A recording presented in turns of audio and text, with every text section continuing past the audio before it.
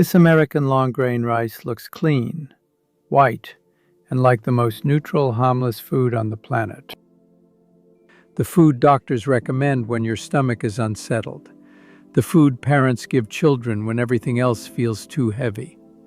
The food sitting in the back of virtually every pantry in America as a kind of edible safety net. After watching another documentary and reading plenty of rumors online, I took it upon myself to research not only where it was grown, but everything about it. I established that here in the USA, the rice is popularly grown in these regions: Arkansas, Mississippi, Louisiana, Missouri, and Texas. The info I got further sent me down a research path I was not prepared for, because those states, the ones growing 80% of all American rice, have something in common that has nothing to do with rice. For most of the last century, they grew cotton. And to protect that cotton from a beetle called the boll weevil, farmers across the American South sprayed their fields decade after decade with pesticides containing arsenic. Then the cotton industry declined. The fields were converted, and someone decided to grow rice in them. Rice, the crop that absorbs arsenic from soil and water more efficiently than almost any other plant on Earth.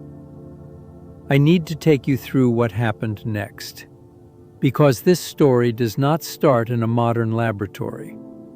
It starts in the 1870s, and the warning was written in thousands of human deaths before anyone with power chose to listen.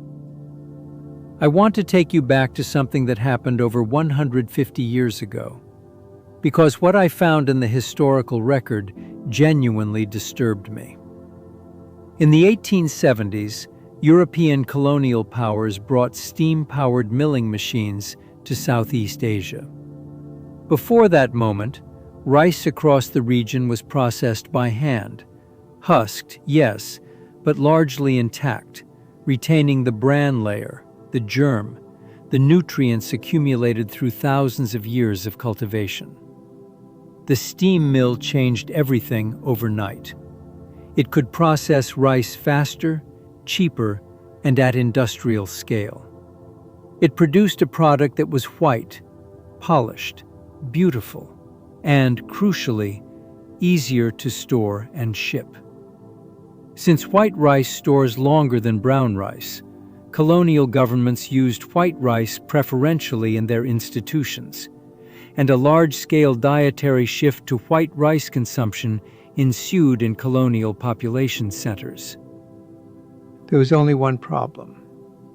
In removing the thiamine contained in the pericarp, milling exposed consumers whose diet consisted almost entirely of white rice to the risk of beriberi. Beriberi,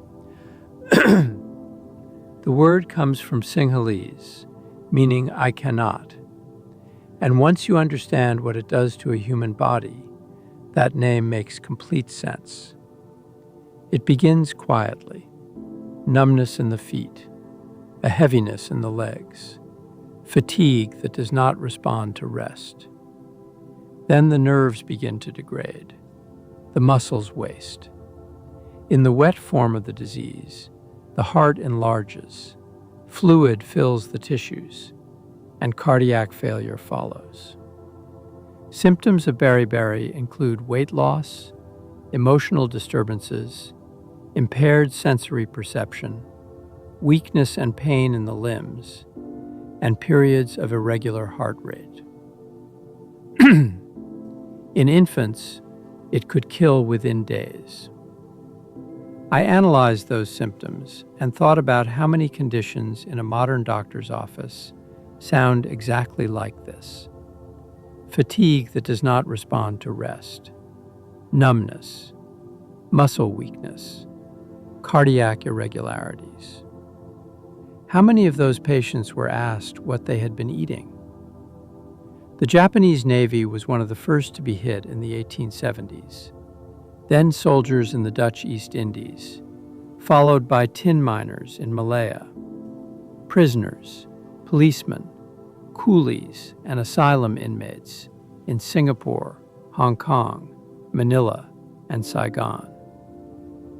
The disease moved through every institution that fed people centrally on polished white rice. Hospitals, prisons, military barracks. Anywhere a population ate what they were given rather than what they would have chosen. And here is the detail that puzzled me completely. The people who were not getting sick, the ones outside the institutions, the ones living in villages on traditional diets, were eating hand-pounded rice, unpolished, intact, the version that retained the bran layer the steam mill was removing. They were free from beriberi because they stored their rice crop in the husk and hand-pounded only enough for their immediate needs. The immense value of rice exports and their central importance to Asian economies partly explains why beriberi was so difficult to tackle locally and internationally. There were too many commercial and political interests at stake. I have read that sentence several times. Commercial and political interests in the 1870s, preventing the acknowledgement of a food-caused epidemic. Does that pattern feel familiar? Please share your thoughts in the comments and hit subscribe while at it. Now I need to tell you about the American chapter of this story. And this is the part I found sitting in peer-reviewed research that I had simply never encountered before. Still on my research, I found a study published in Environmental Science and Technology in 2007. A market basket analysis led by biogeochemist Dr. Andrew Meharg of the University of Aberdeen. His team had tested rice from growing regions across the world and compared arsenic levels. What they found was specific and uncomfortable. Rice grown in the United States contains an average of 1.4 to 5 times more arsenic than rice from Europe, India, and Bangladesh. I want to be precise about what that means. Not marginally more. Not trace amounts above background. The lowest levels are in Egyptian rice, where you have 0.05 parts per million. U.S. rice from the South Central region has around about 0.3. That is 6 times higher than Egyptian rice. Normally, it is 4 times higher than Indian rice. I kept reading to understand why, and the answer was in the soil itself. The South Central region of the country has a long history of producing cotton, a crop that was heavily treated with arsenical pesticides for decades, in part to combat the boll weevil beetle. Lead arsenate and organic arsenical compounds were sprayed across those fields for over a century. For decades, farmers used lead arsenate insecticides to control pests. As the name implies, these were extra dangerous because of their lead content, and they were banned in the 1980s. But much of the arsenic that was left behind still remains in the soil. The cotton industry moved on. The arsenic did not. I found something else in Dr. Meharg's research that I want you to sit with.